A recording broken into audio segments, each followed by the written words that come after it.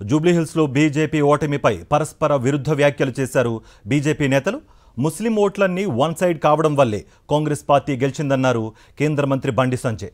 తెలంగాణలో హిందూ సమాజాన్ని జాగృతం చేసేందుకు మరింత కసిగా తిరుగుతామని అన్నారు.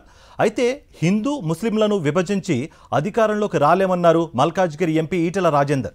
అలాగైతే బీహార్లో బీజేపీ అధికారంలోకి ఎలా వచ్చిందని ప్రశ్నించారు ఆయన.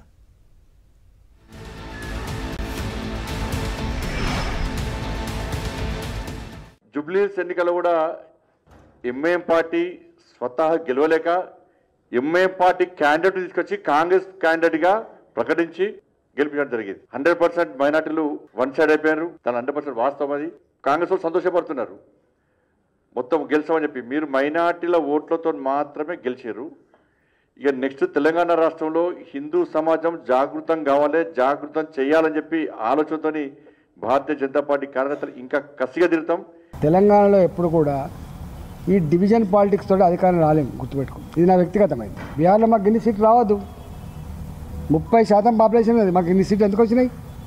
ఎక్కడో తప్పకుండా త్రిబుల్ తలాక్. సర్చాలక్ గారు చెప్పిన మాట ఏంటంటే, ఒక జాతిని విస్మరించి దేశాన్ని నిర్మాణం చేయలేమని చెప్పిండు. మా మోడీ గారు ఒక గొప్ప మాట చెప్పిండు, సబ్కా సాత్, సబ్కా విశ్వాస్, సబ్కా వికాస్, సబ్కా ప్రయాస్.